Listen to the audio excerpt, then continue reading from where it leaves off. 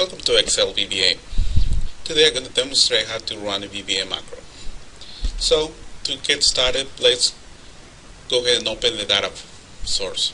We also have a VBA macro file in a different file, and the reason why is because that way we can run multiple data sources using the same macro. So let's get started by opening the data source first.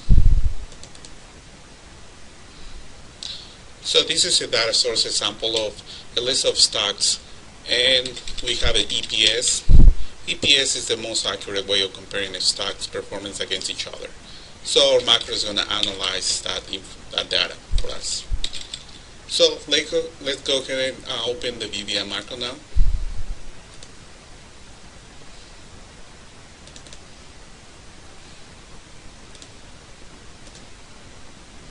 So this is the actual file that has a macro.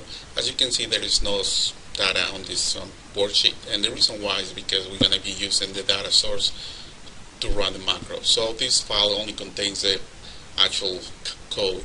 So you can have an idea how it looks like. We're going to go to Visual Basic Editor, and we're going to just look at it. And this is how a VBA code looks like. So let's go ahead and go back to the actual data source. So we're going to go ahead and run the macro. So we're going to switch.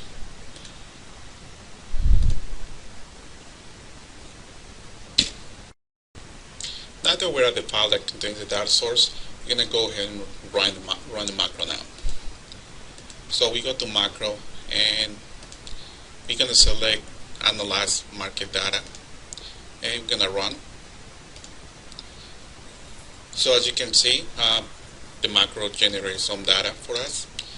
So because macros can calculate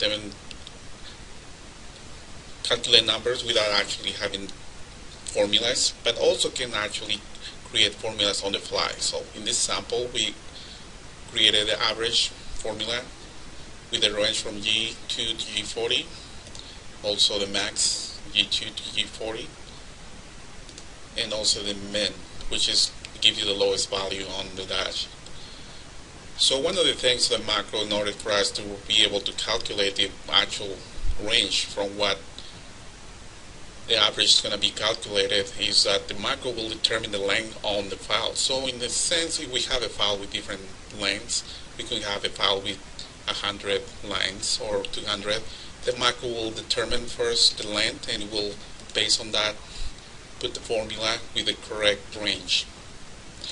So once the formula calculates this data for us, what we have as an output is an average, below average, and also we have a ranking for the lowest values from 0 to 25%, the middle from 50 to 75%, and the upper 75 to 100%. So this concludes our demonstration for Excel VBA.